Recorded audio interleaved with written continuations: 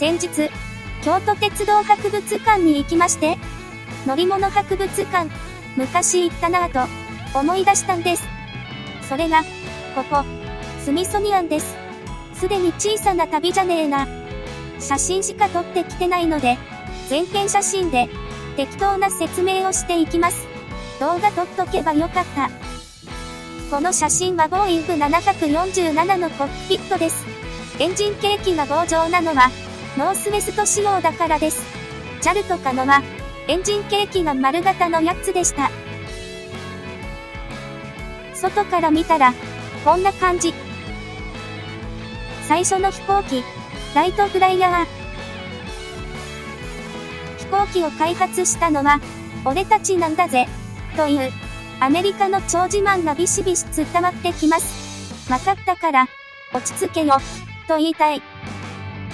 第二次大戦の戦闘機。P51、マスタング。昔は、ムスタング、と聞いた気がします。2、西側の戦闘機は、F5なら、ですが、F15 とか、E なのは、昔は追撃機と分類していたからです。メッサーシュミット、EF109。ナチスドイツによるホロコーストの影響でしょうが、スミソニアンでのドイツ軍機の扱いは、とてもあれな感じです。雑というか、ゴミ扱いというか、粗末というか、これは、例外的と言えるほどにはまともに扱われています。3万機以上生産された、ドイツの主力戦闘機、一撃離脱を前提として開発された、後続性能に難があった。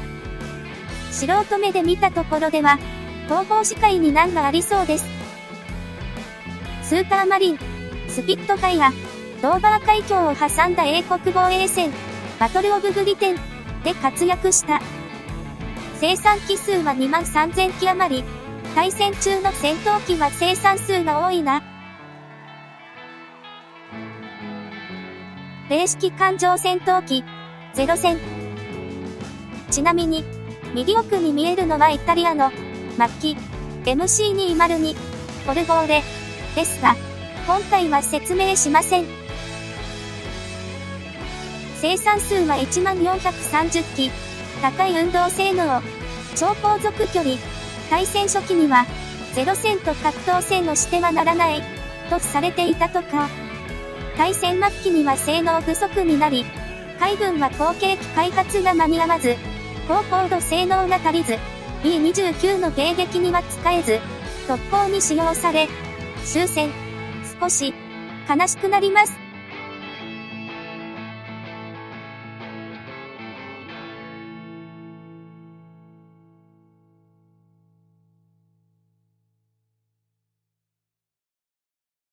旅客機。真ん中の銀色のは、ダグラス DC さん。その下のグレーのは、ボーイング247。間の服用機は、よくわからん。ケツから見たところ、まあ大体合ってるだろ。気になったらスミソニアンの HP から検索したら出てくるんは、調べてくれ。エンジン、GE のマーク入ってるから、CF6 だろ。多分、ちょっと昔の感じのエンジンに思えます。最近のエンジンには、間にパートスタンシュラウドがありませんし、FRP 等で作られていて形状も複雑です。ワイドコード、フォワードスウェプト等と言われますが、言われても、全く意味がわかりません。ロールスロイス、RB211、ロールスロイスオリジナルの3軸エンジン。これの開発に金をかけすぎて、一度倒産して国有化された。ロールスロイス、ダート、だと思う。ロールスロイスのエンジンの多くは、イギリスの川の名前が付けられる、ダート川という川が、どっかにあるのだろう。YS11 のエンジンとして、日本でも馴染み深い。プラット&ホイットニー、JT9D、ジャンボ機のエンジンとして有名。最初は出力が足りなくて、水噴射装置とかがついていた。なんで水を噴射して出力が上がるのかは、よくわからん。これは地上テスト用に作られたエンジンらしい。だからインテーク周りに空気用の穴が開いてるのかな。本番用では、こんなのはなかったはず。今これは展示されていないそうです。時代が変わってきてるし、スミソニアンには展示しきれないものが大量にあるらしいから、仕方ないですね。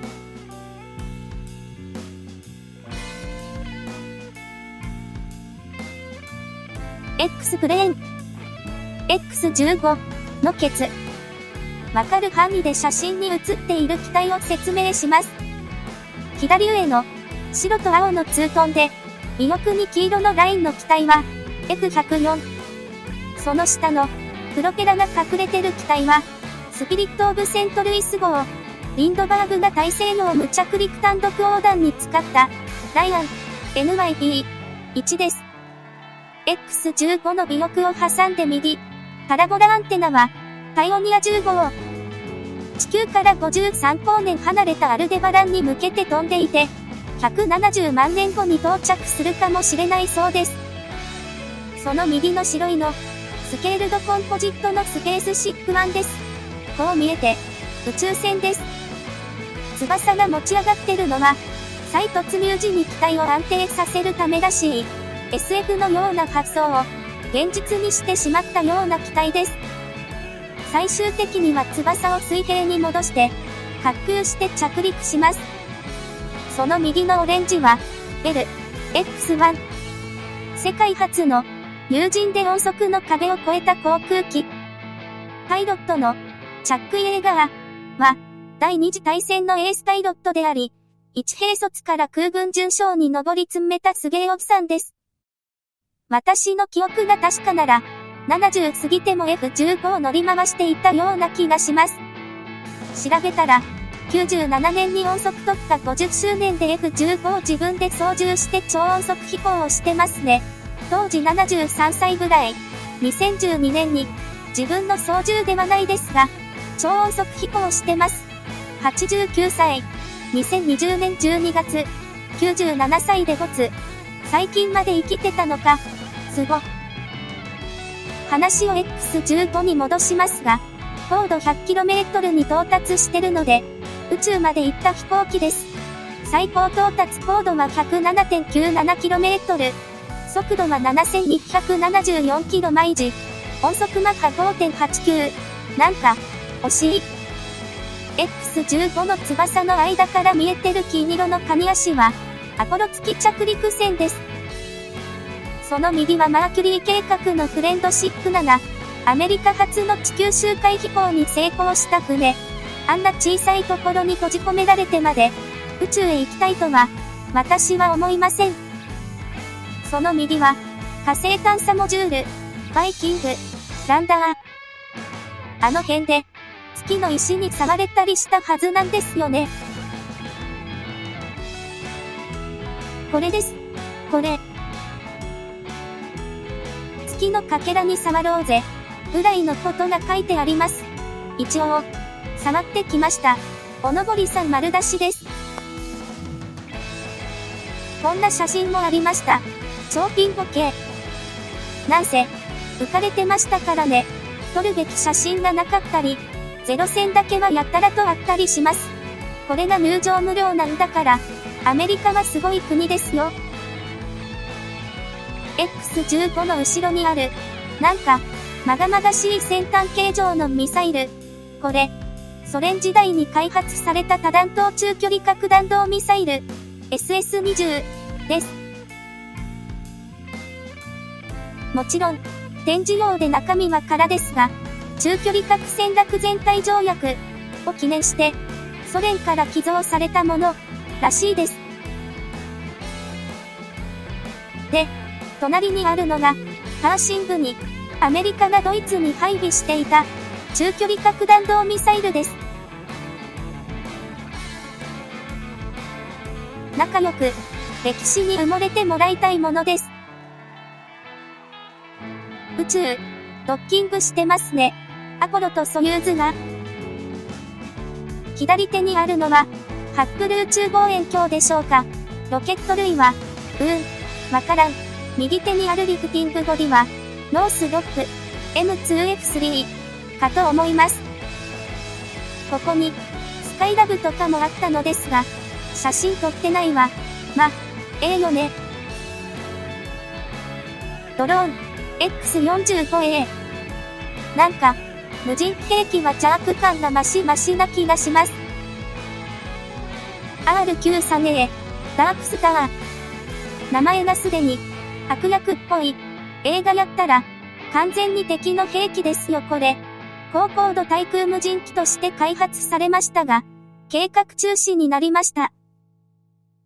R91、M91、プレデター。いやー、実にプレデターっぽいですよね。ニュースや映画なんかで、一番登場するドローンではないでしょうか。この角度から見ると、なかなか物々しいですね。こんな、深海魚みたいなドローンからミサイル攻撃されたくないわ。以上、駆け足で紹介しました。スミソニアン国立航空宇宙博物館は、結構大きな博物館ですが、実は別館がワシントン郊外、ダレス空港の隣にあって、そっちの方が超巨大です。そっちも行っているのですが、簡単な説明でも、この動画作るのとても大変でした。